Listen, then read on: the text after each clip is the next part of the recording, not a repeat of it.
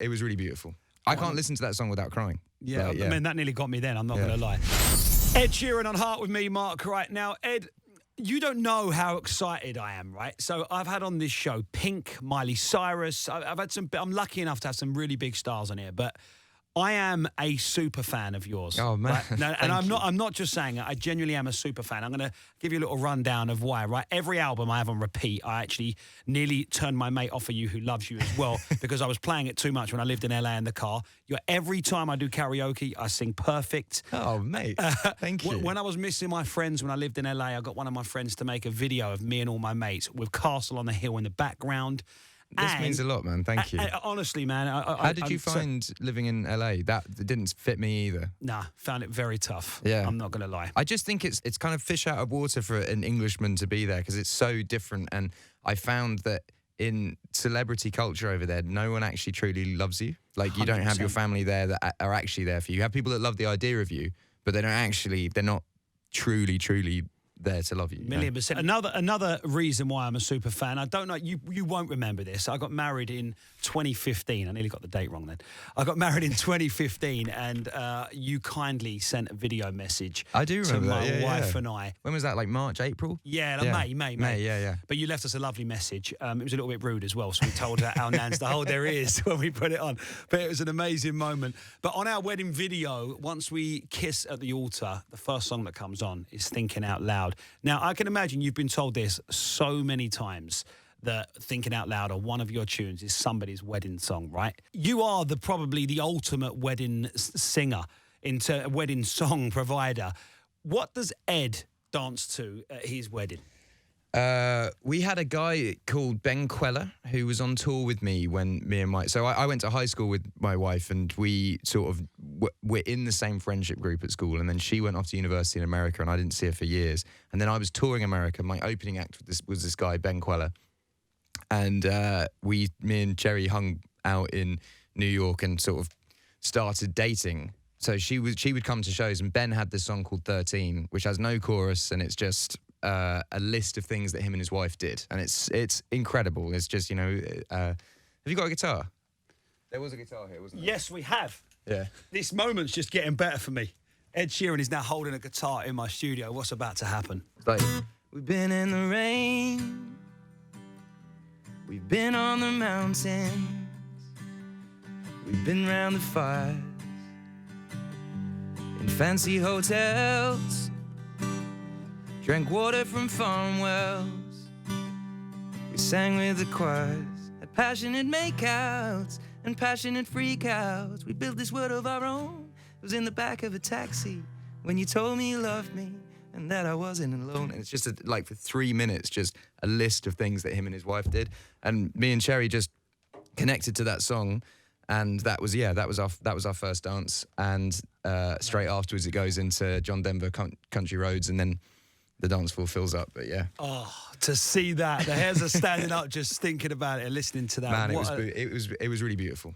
I can't listen to that song without crying. Yeah, I mean, that nearly got me then, I'm not going to lie. I'm really honoured that you've used my music in such key points of your life, man. It's cool. Honestly, your music, it just means everything to me. I absolutely love it. Every single album, every single song. Even Supermarket Flowers, man, when I first heard that, it was just after my nan passed, and I can hardly listen to it because it is that.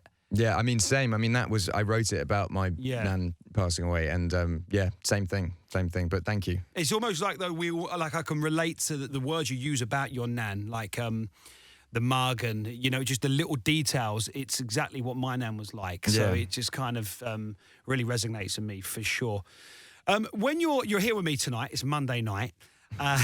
What's the normal Ed Sheeran and the Ed, Cherry and Lyra night look like at home? I mean, very different to mine and Cherry's nights like 4 years ago. I'll say that. But we tend to do a lot of like cooking together. I think that's what lockdown. I never really cooked before. I was like, I've lost a lot of weight, but I used to do like takeaways like every day. So a lot of cooking. We put on music. We listen to that. We watch The Simpsons. That's kind of like a typical night. And then like once a week we have, I don't know what you and your wife do, but we are like strict with date night. It's once a week, has to happen. Whoever's in town, even if it's like a good friend we haven't seen in a while, if they want to see us on this certain night, it's a no. It's a like, no, this is our, and we go to date night and we can't talk about being parents on date night. We have to ask each other about, because you when you're a parent, you just kind of end up talking about being a parent 24/7, that you need to have old time for you and...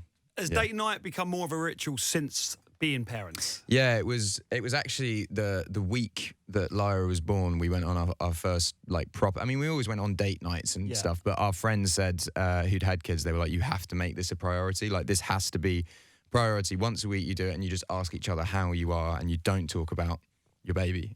So yeah, it was the first week Lyra was born.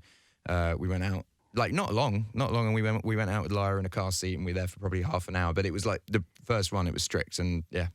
From there, we just do it once a week. Do you ever sing your songs to Lyra? Yeah, I do, actually. I do. I like singing. I was brought up on like Irish trad music, so I like singing all the songs that I grew up with for that. But yeah, I do sing. What was I sing? I sung the album in its entirety with just an acoustic guitar to her. I was I think Cherry was out doing something, but it was just me and Lyra. She was playing with maracas or whatever, and I was like, I want to hear how the album, because it's produced up and it sounds big, but I just wanted to hear how the songs flowed just on acoustic guitar. So I did that for like an hour and a half, which was quite nice. So she's heard the whole record. Luckiest kid in the world. Luckiest kid in the whole entire world. What is your favourite Ed song? I think, to the side of it, I think Icy Fire, because it was such a great experience going and doing all the stuff for Peter Jackson and The Hobbit and going to do the press tour with the cast and stuff like that. But I think it's the A-Team, because it was the place that I wrote that song, and where that song's taken me has been like, you couldn't get more different. I wrote that song in like a student bedsit in Guildford, and I was playing pubs where no one cared. No label wanted to sign me. Everyone was telling me to get a real job or go to university or have something to fall back on.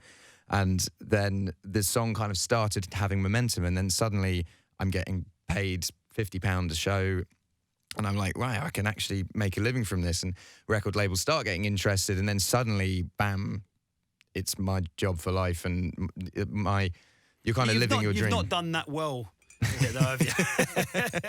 But yeah, I think that song.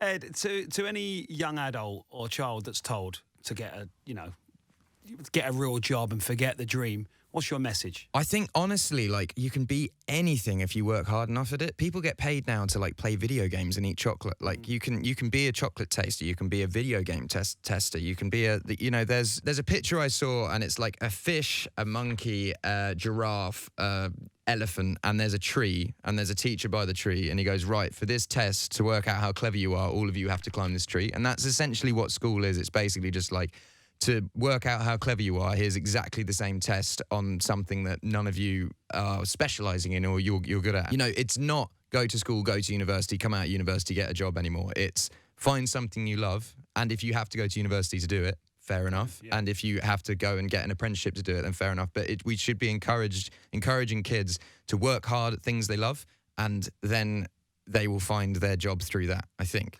Unbelievable message. This is Heart.